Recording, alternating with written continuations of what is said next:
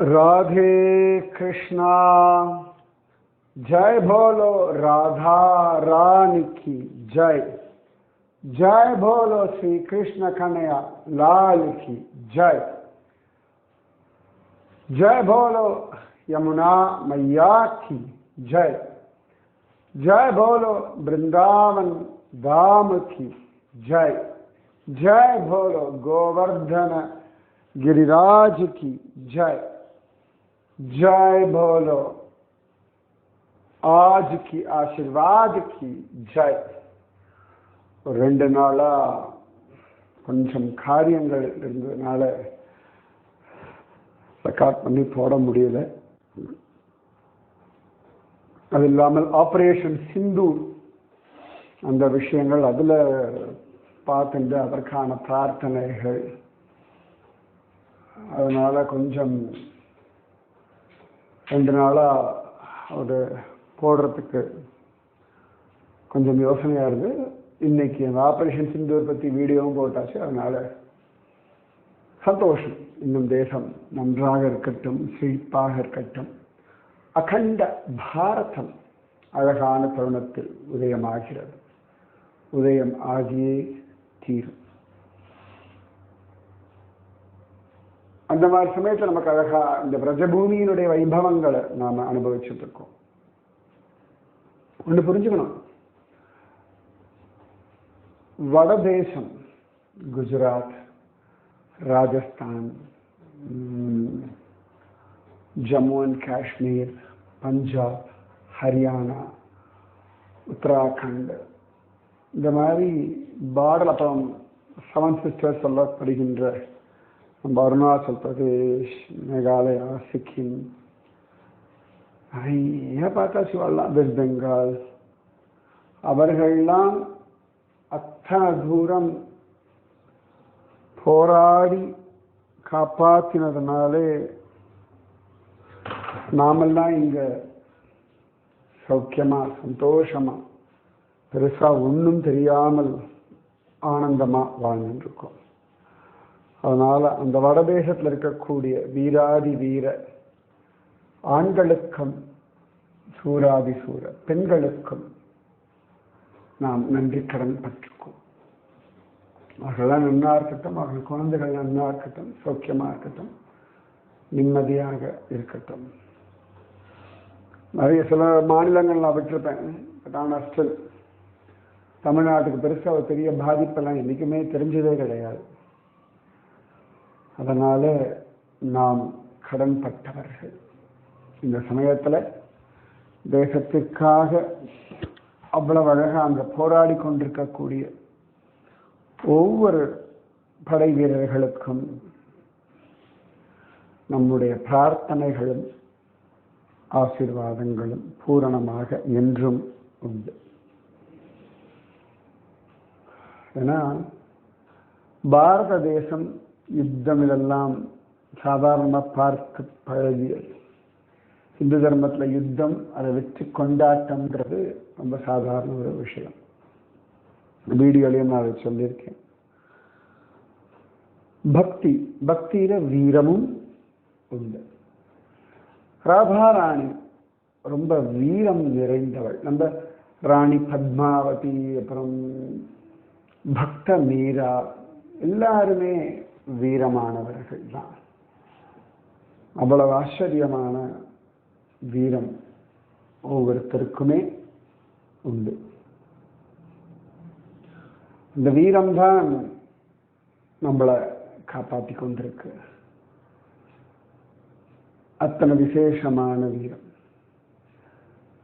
ராதாராணிக்கு அவ்வளவு வீரம். அதனாலதானே கண்ணனை அவளிடத்துல சரணடைகிறான் அப்படின்னு காண கிடக்குது. அந்த ராதாராணியுடைய ராவல் எல்லாம் பார்த்தோம். அந்த ராதாராணியினுடைய ராவல்ல இருந்து அப்படி போனோம்னா ரமன் ரேதி அப்படின்னு இடம். ரமண ரேதி, ரமணக அப்படின்னு அந்த இடத்துக்கு பெயர். அந்த இடத்துல தான் நான் இன்னைக்கு கேட்டிருந்தேன் இல்லையா, ரஸ்கான் அவரை பத்தி கண்டுபிடிச்சு சொல்லுங்க அப்படின்னு. இந்த ரஸ்கான் அவருடைய சமாதி இன்னைக்கும் இருக்கு. 2-3 தடவையாக அவர் அந்த ரஸ்கான் சமாதியோட போர்டு பார்த்துருக்கேன். இன்னும் உள்ள போய் பார்க்கணும். 1548 பிறந்தவர். 1628 சத்கதி அடைஞ்சிட்டார். 80 வயசு இருந்திருக்கார். அவருடைய பூர்வாசம், அதாவது அவர் ரஸ்கான் அப்படின்ற அந்த பக்தராகிறதுக்கு முன்னாடி அவர் பேர் வந்து சையத் இப்ராஹிம் அப்படின்னு தான் பெயர். முகம்மதிய ஜாகீர்தார் ஜமீன்தார். அம்ரோஹா அப்படின்னு ஒரு இடம், மொராதாபாத், அந்த இடத்துல தான் அவர் பிறந்து வளர்ந்ததுதான். நல்லா படித்தவர். அவருக்கு பெர்ஷியன், உருது, ஹிந்தி எல்லாமே தெரியும். அப்படி ஒரு கிருஷ்ண பக்தன். முக்கியமாக வல்லப சம்பிரதாயம், புஷ்டி மார்க்கம், வல்லபாச்சாரியாருடைய பிள்ளை விட்டலநாதன், அவர் தான் அவரை கைட் பண்ணார். அவர் தான் இதற்கு பல விஷயங்களை கிருஷ்ணானுபவத்தை கொடுத்தார். ஸோ இந்த ரஸ்கான் அவர் தான் வந்து நம்ம ராவல் ராதாராணியினுடைய மூர்த்தியை எடுத்து நிர்மாணம் பண்ணார் அப்படின்னு தான் சொன்னேன். ஸோ அவருடைய சமாதி ராவல் இருந்து நம்ம மகாவனம் கோகுலம் போகிற வழியில் எக்ஸாக்டா ரமன்ரேதி அப்படின்னு ஒரு இடம் இருக்கு, அங்கே தான் இருக்கு. ரொம்ப பிடிச்ச இடம் எனக்கு. எல்லாத்தையும் அப்படிதான் சொல்றேன். ஆமா, எல்லாமே பிடிச்ச இடம் தானே. ஒரு குட்டி குழந்தை இருக்கு, சமத்து குழந்தை இருக்கு, அது கண்ணு பிடிக்குமா, மூக்கு பிடிக்குமா, வாய் பிடிக்குமா, கண்ணன் பிடிக்குமா, கை பிடிக்குமா, கால் பிடிக்குமா, தொப்பை பிடிக்குமா, பிருஷ்டபாகம் பிடிக்குமா, அதனுடைய சிரிப்பு பிடிக்குமா, அதனுடைய அடம் பிடிக்குமா, அதனுடைய முடி பிடிக்குமா, அதனுடைய ஜொல்லு அழகா அப்படி வழியுமே அது பிடிக்குமா, அது தொத்தக்கா நடக்கிறது பிடிக்குமா, அதனுடைய மதுரமான துவனி பிடிக்குமா,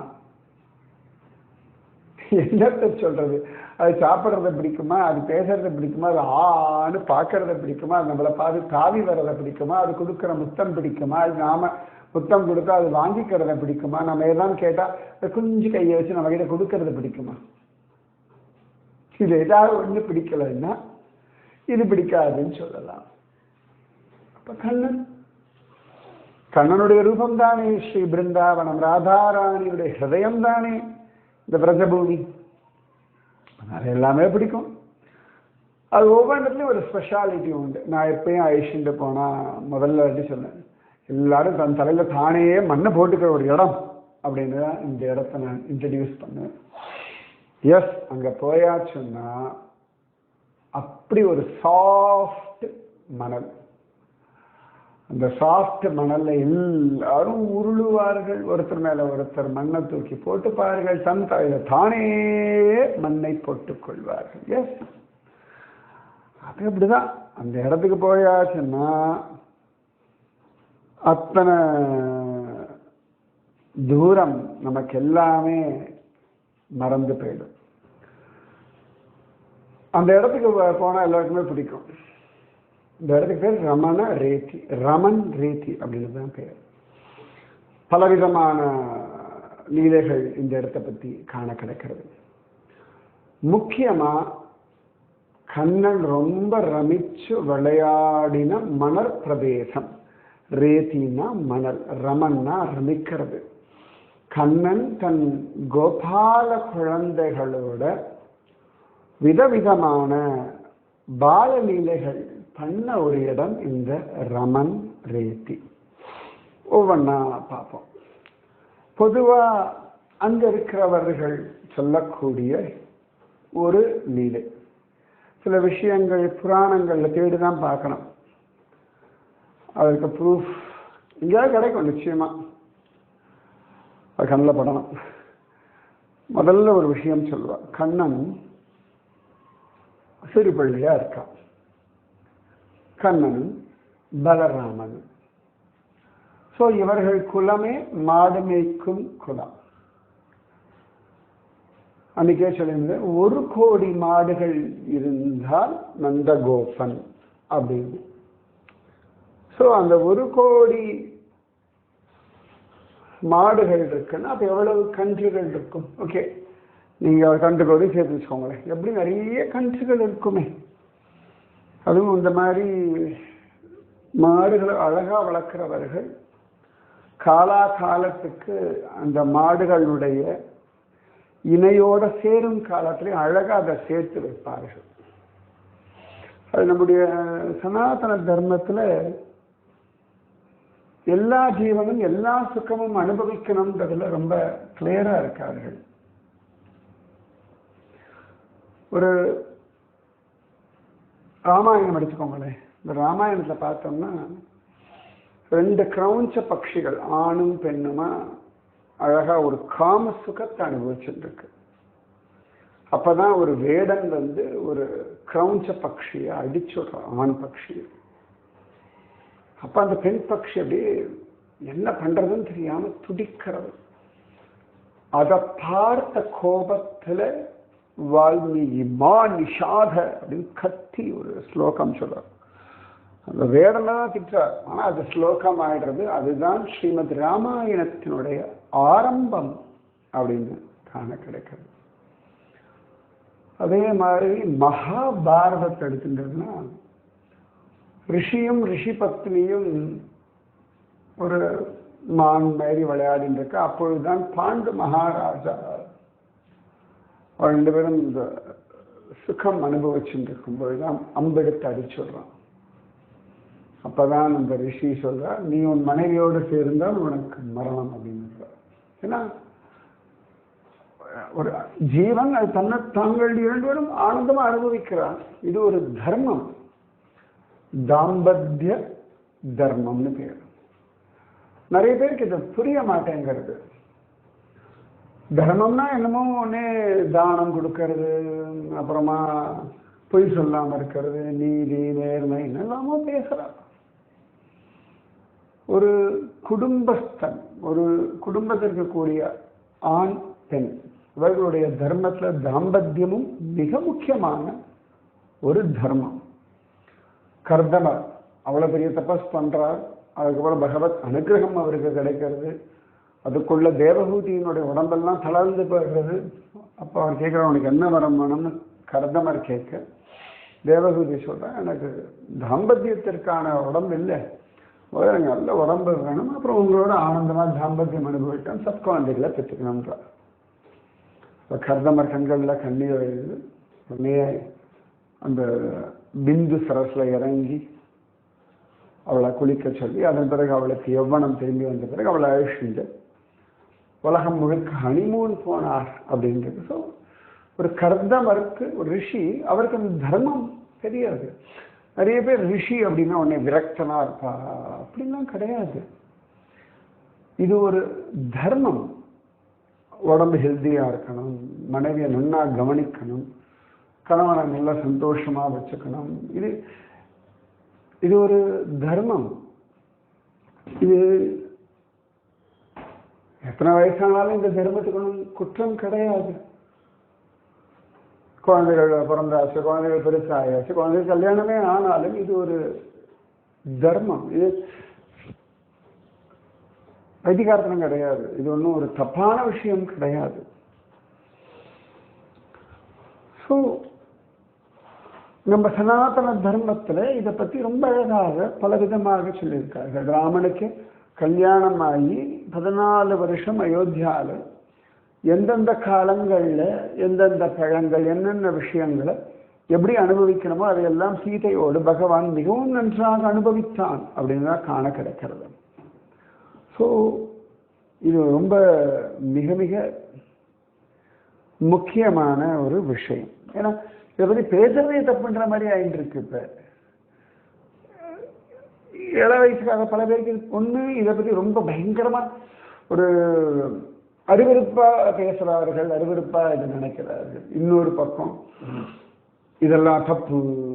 அதாவது சில பேருடைய அந்த விஷயத்தை பேசும்போது இது நடாதிச்சு அப்படின்ற மாதிரி அவ்வளவு கேவலமா ஒரு நாராசமா விரசமா பேசலாம். சில பேர் இதெல்லாம் தப்பு அப்படின்னு. சரியாக பக்தியில் இருக்கிறவர்கள், பகவத் விஷயத்தில் இருக்கிறவர்கள் இந்த தர்மத்தை ரொம்ப அழகா ஃபாலோ பண்றார்கள். சன்னியாசிகள் இவாளுக்கெல்லாம் தான் கிடையாது. சன்னியாசிகள், பிரம்மச்சாரிகள் இவாளுக்கெல்லாம் கிடையாது. குடும்பத்தில் இருப்பவர்களுக்கு இது முக்கியமான ஒரு தர்மம். Remember this. கேட்கக்கூடிய ஆண்களும் பெண்களும் இது ஒரு தர்மம்ன்றதை முதல்ல புரிஞ்சுக்கோங்க. இது ஒரு அழகான விஷயம். சரியா?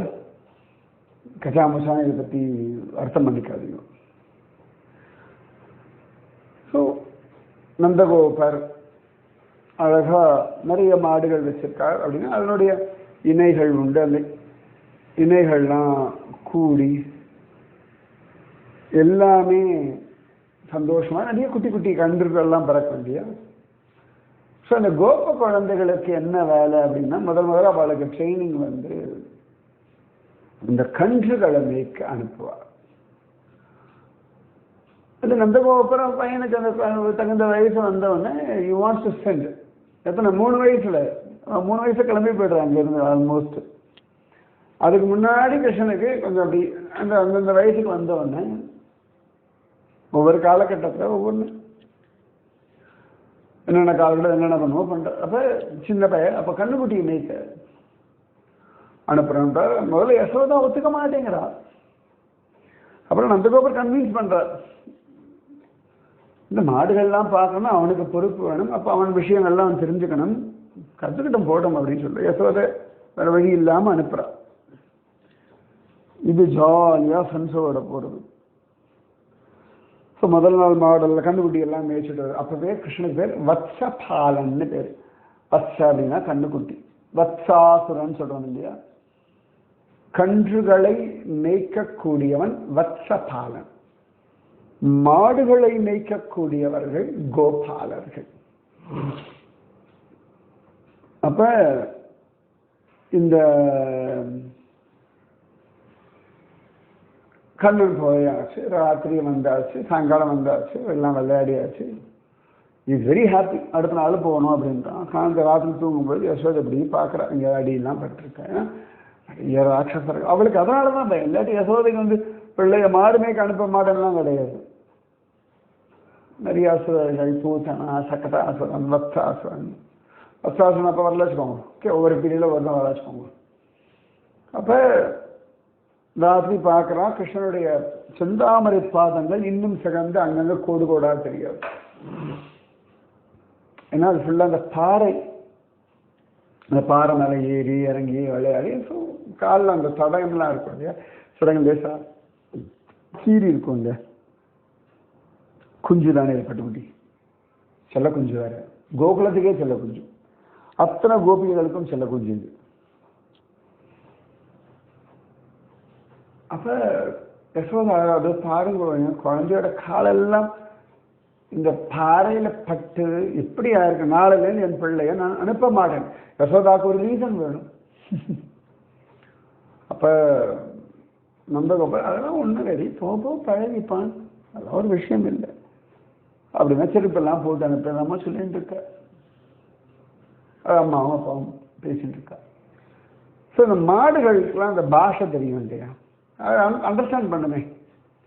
இங்க வா, இங்க போ அப்படின்னு அவாவா எந்தெந்த மாடுகள் நாய்கள்லாம் எந்தெந்த ஊர்ல இருக்கோ அந்தந்த ஊருக்காரோட பாஷை அதுக்கு புரியும்.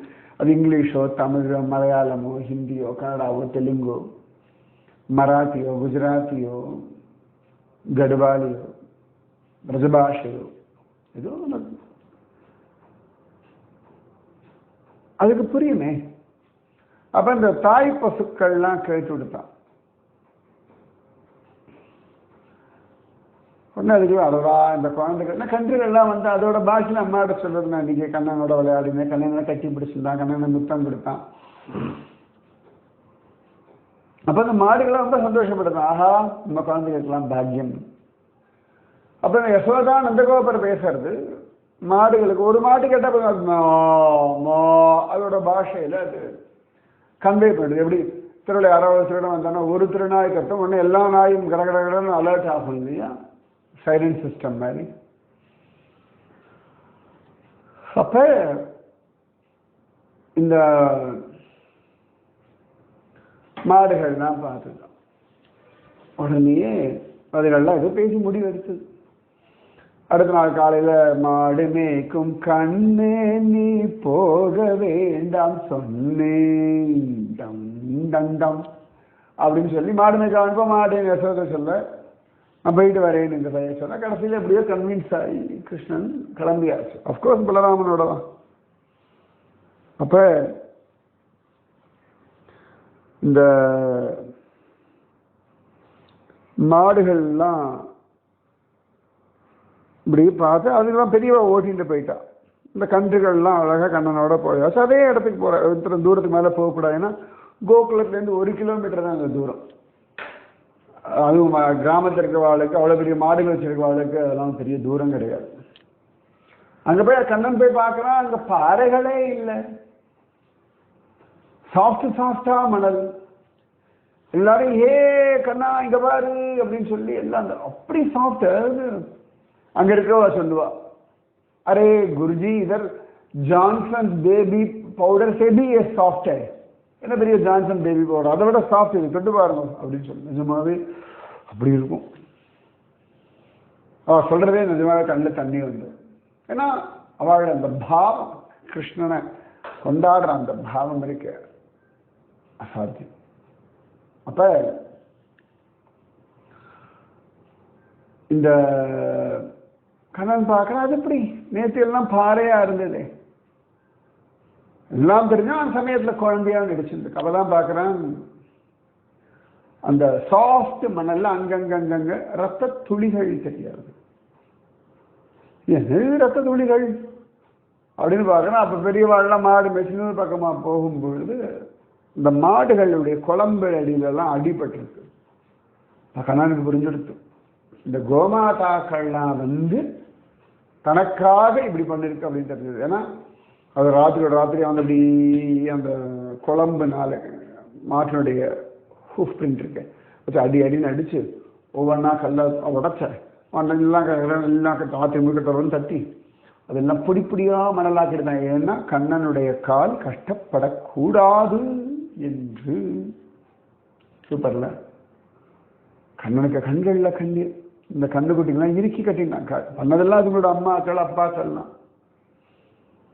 ஆனா இந்த கன்றுகளுடைய அன்பிற்காக இத்தனை அம்மா பண்ணியிருக்காளே, எனக்காக பண்ண சொல்லி கண்ணன் அன்னைக்கு சங்கல்பம் பண்ணான். பிருந்தாவனத்துல நான் செருப்பு போட்டுட்டு நடக்க மாட்டேன் அப்படின்னு சங்கல்பம் பண்ணேன். ஆனால் இன்னைக்கு நிறைய சாதுக்கள் பிருந்தாவனத்துல செருப்பு இல்லாமல் நடப்பாரு. ஆனால் ப்ராக்டிக்கலா இன்னைக்கு தார் ரோடு அதெல்லாம் கஷ்டம். பட் இருந்தாலும் அந்த பிருந்தாவனத்துல எங்கெல்லாம் முடியுமோ செருப்பு இல்லாமல் நடப்பது ஒரு சுகம்.